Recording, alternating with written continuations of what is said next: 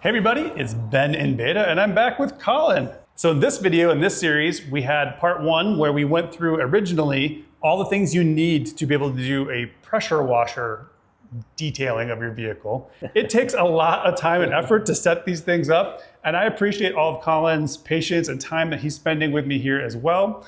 But don't forget to like this video if you find anything here helpful. Subscribe to the channel if you haven't done that so you don't miss the future videos. And then share this out with anybody else who's might be interested in detailing and is brand new as well, because I think these are the types of videos that are helpful for people who are just getting into it and aren't sure where to even start. In this wash that we're gonna do today, it's gonna be a little bit more of a process than the rinseless. We're gonna do chemical, which would be foaming, rinsing, then we're gonna do chemical again, which is foaming a second time. Then we're gonna do the contact wash while the foam is on the vehicle. Then you're gonna rinse, then you're gonna dry. And when you do this method, you do need to have either a detailing spray or a ceramic spray, something like this. You have to have something like that because you've now washed all of that soap off, which we didn't do with the rinseless, right? The rinseless was still on there. So you do have to have something, at least a detailing spray. But we're gonna use this because you really liked it, and we'll put it on the whole vehicle this time, and you'll get to see how it performs until next time, whenever that is. Yes. So in the last part, Collin tried the Westinghouse pressure washer, the Ryobi pressure washer, a ton of foam cannons and soaps. And in the end, he decided to go with the Ryobi system with the quiver cannon, pan soap, and that's basically what we chose going forward. If you want to see why he chose those and the whole entire process, make sure you check that video out, which I have linked in the description. So now let's teach Collin how to wash at night under the lights. All right, so it sounds like we're going Ryobi, quiver cannon, and then hose was fine. Obviously, we didn't get all the way around. We haven't tried that, but you'll get a pretty good feeling now because we're about to do the whole thing. Yep. The whole enchilada. We are setting up the Devos lights here because it is starting to get dark. It's about 8. So we're gonna put these up, for a little bit of extra light, even though it's still light out, but it's gonna get darker. So we're getting some of these up. Then we're gonna do the foam rinse, foam, contact wash, dry.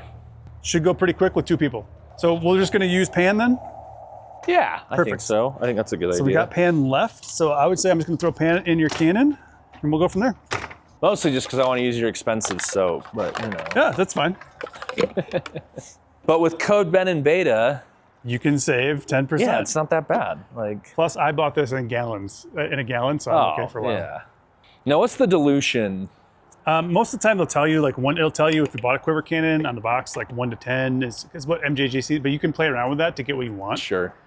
I like about 1 ounce or about 700 milliliters for the most part, because that's usually 700 milliliters will cover my vehicle the whole way. So we have right now, so it'll be interesting to see how much it covers. We've done this side a lot.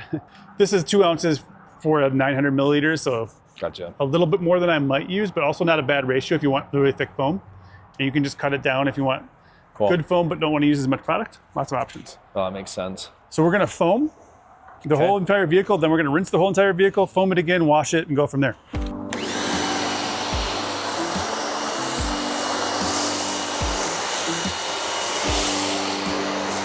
Let me get this one out of the way here.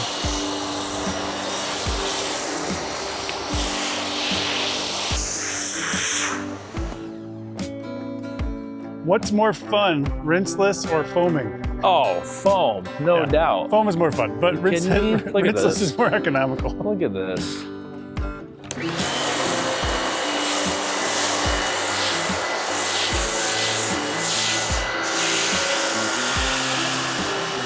All right, it's good. I think we just rinse it. I'll put a little more product in there for the foaming, and we'll move on from there.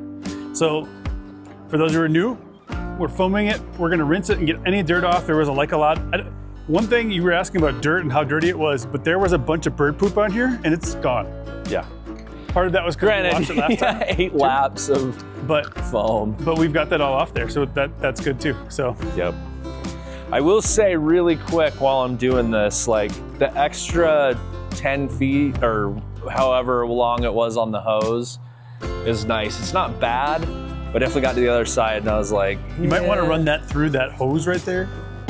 So the 10 feet on the Uberflex might be nice someday down the road. That's kind of what you're thinking there? Yeah, I'd say that's one not to rule out. And it is getting cooler out now, so this hose is not staying as it's perfect, but part of that was what we just did to it, so. trying to be as fair to the hose as I can. And not just be anti-hose, anti-cheap hose. Yeah, that's right. All right, there we go. There we go, perfect. Yeah, so rinse it off. I will get the soap ready.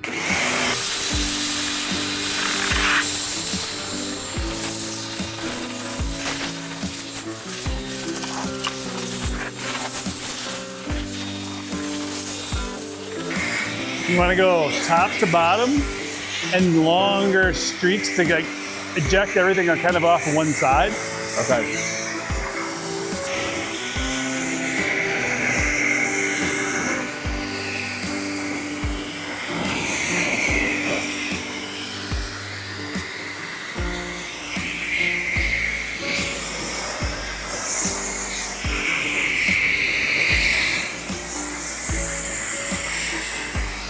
And it doesn't have to be perfect because we're just getting the Refoam it, yep.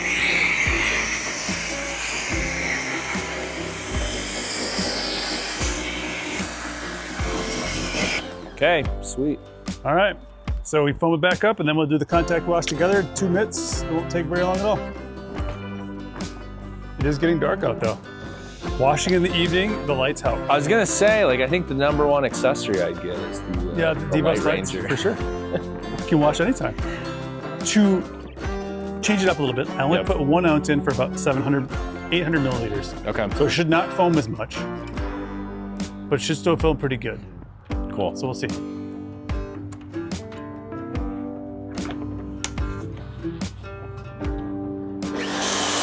But it's still pretty good.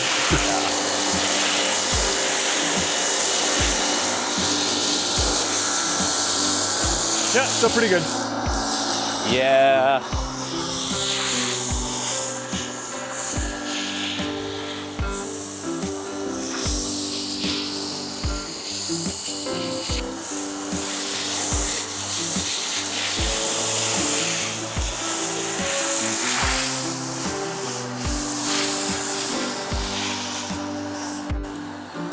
So you're able to get all the way around, which is awesome. Yeah, yep. And you have like a little bit less left, so you can just use it as you get back around, basically. Whatever's left in there. Cool.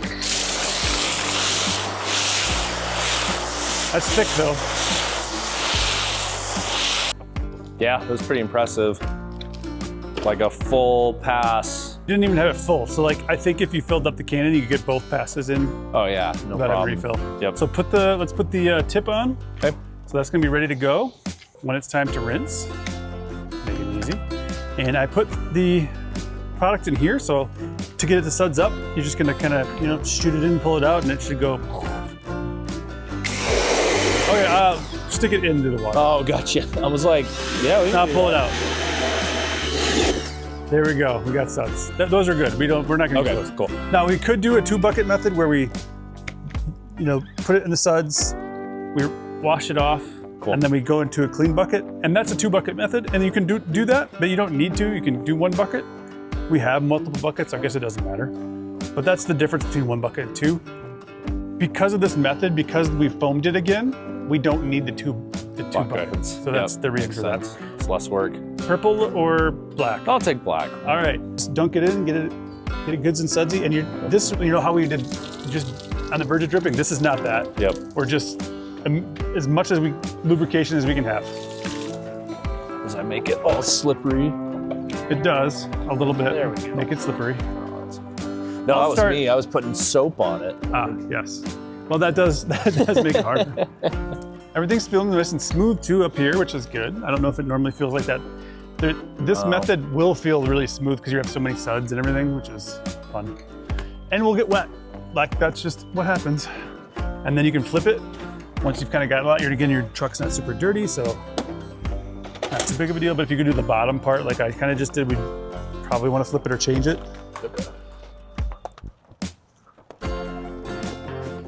But it is still quite clean from last time. Yeah, no,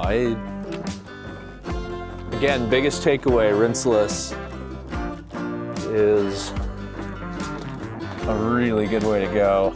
It is. But this is way more thorough. Like,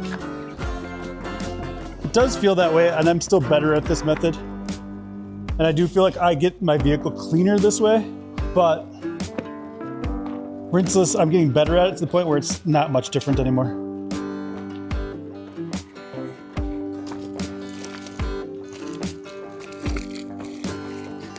So I'm only doing 2 buckets because I have 4 buckets full of water today. So it seemed like an appropriate way to go. Did you get the back yet? I did. Yep. So I think we're done. I got the front wheel on that side, but I didn't get the back wheel on that side. Okay. Yeah, I'll do the back wheel. So that's pretty much it for the contact wash. Went really quick because it's all sudsed up. It's a great time of day, as I was saying, to do this because nothing is drying. There's no sun beating down on it. And we were able to do everything all at one time. And it's also not windy because it's calm at this time of night oftentimes. Not always, but it's pretty good. And we've got extra light from the Light Ranger lights, which is really helpful at this point because I think it'd be a little harder to see what's going on. Yeah. So now we gotta rinse it down. Okay. And then it'll be time to put on the ceramic. Just like we did the last time, it'll be exactly the same process. Spray a little on a towel. Pull it over. And just pull it over, and then I'll help. I'll start on the lower parts if you want to start on the upper parts when we get to that point. Okay. Let me give you one other thing for the Ryobi, because it comes with it. It comes with the angled lance, and that is, I like this because I'm a truck person, and now you can point down or point on up. The top. It's pretty nifty. Not bad. Nifty. Well, does making the lance longer more pressure too? It might be a little bit, like but not much different. Not Yeah. crazy. Oh yeah. Top to bottom. You want to get all that soap off there.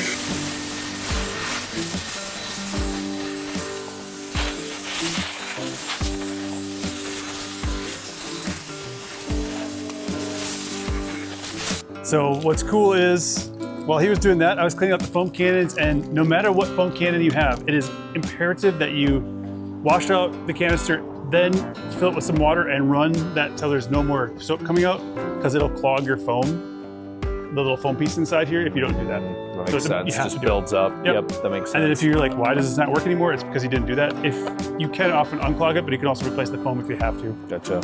So that's something to think about there, but now it's time to dry. All right, so no different than last time. Spray some on the towel and spray a little bit on the patch, and we'll just kind of go back and forth a little bit. I'm letting you use the Diva this time. I have the Goat if you want to just let's try Diva. Yeah. Yeah, and if you want to just give me like one spray across this whole entire thing here. Perfect. That's all I need.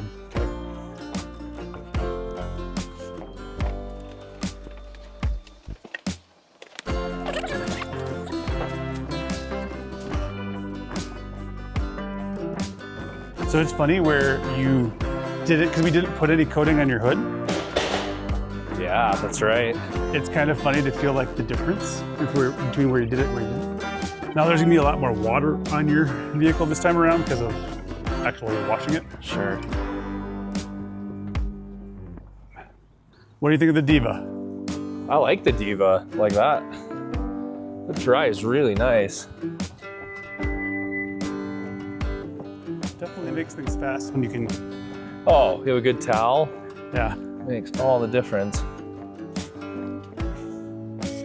Yeah, don't skimp on the towels.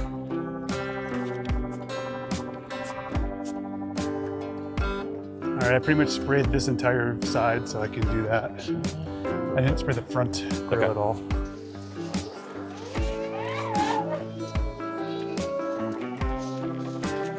Now, because your vehicle was really clean, you could probably have gotten away with just foaming and washing. Sure.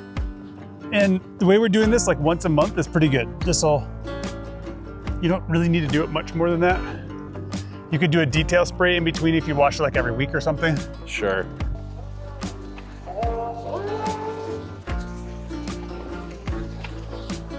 No, I'm just amazed how little product you can use. And it goes a long way. And it goes a long way. It goes such a long way.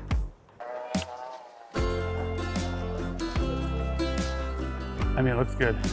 These little light scratches that are in the paint, like is that from?